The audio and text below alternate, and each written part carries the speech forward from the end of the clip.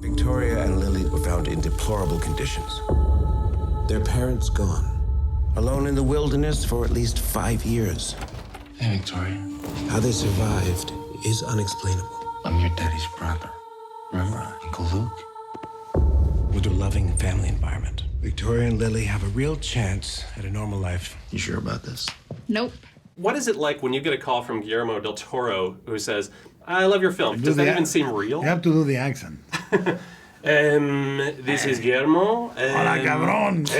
Del Toro, I love your film. Well, it's something that you're not prepared to, you know. This someone called me. I think it was Mark, my agent, called me and said, "Guillermo's going to call you tonight, so get ready."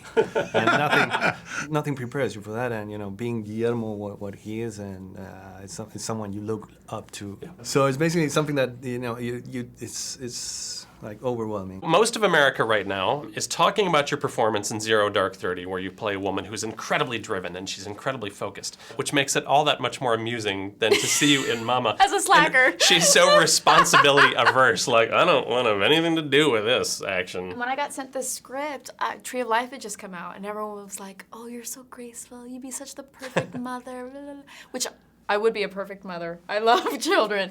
But I got this and I thought, how exciting to play a girl who doesn't really want to grow up. She plays the bass guitar in a punk band. She's never going to be famous. She's not really that good at it. She lives in a loft with her sexy illustrator boyfriend with their dog, and that's all she wants out of life. She's forced to deal with the responsibility of taking care of these 2 kids. Thank you, Guillermo, and thank you, Andy, for letting me play it like I don't want anything to do with these kids.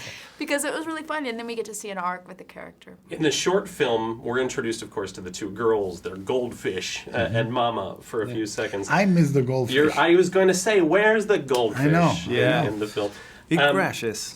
Did any of the larger feature-length story, the family, the psychologist, the Mama's motivations, did any of that exist in your mind when you were doing the short film, or did that all come out of it? No, not at all. Not at all. It was the short film was a context-free piece. It didn't have any kind of rational or story around it. But tantalizing questions. Yeah, exactly. It was a matter of telling the story without taking out the mystery. Mama is the first feature film from the director, Andy. Was there a point in this project that you thought, oh, I'm in good hands with this guy? When I saw Mama, the short, which is just 3 minutes, but it's like, it's scary, but it's also really, really well shot. Andy's done, like, I think 10 years of some of the greatest commercials. And anyone who knows, if you can tell a story in 30 seconds, a minute, then, you're good.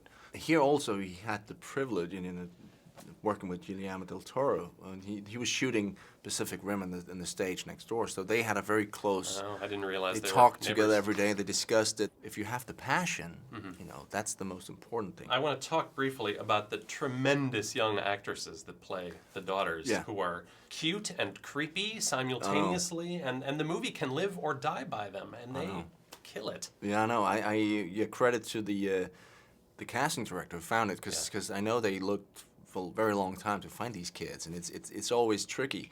We were very lucky here because they just as you said, they just deliver. I lost a lot of money though. You did? Yeah. Apparently I use curse words, and they were very well brought up. So the younger one, Isabel, she was very quick and just saying, all right, it's gonna be $1 for every time you. So yeah, all my per diems went to those kids.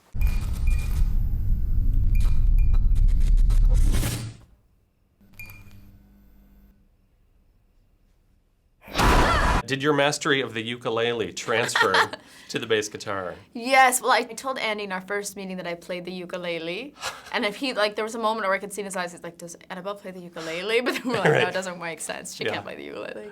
No, but what I did is actually, this is a little frustrating, I trained in the bass guitar, like for every day for a month. I learned a song, it's like a 3-minute song. I learned it, I was like set. A week before shooting, we decided it was a different song. They didn't like the song. They were changing the song. Oh my God. So I spent the next week learning the new song, right? Like every day, like playing. And then we shoot the scene and I show up and we do the shot, and the first shot it starts like going through to everyone and it's on me, and then he cuts. So I said, Andy, I've been working for a month and a half on the bass guitar, and you've shown 2 seconds of me playing it in the Yeah, film. but you nailed that stance. Totally there.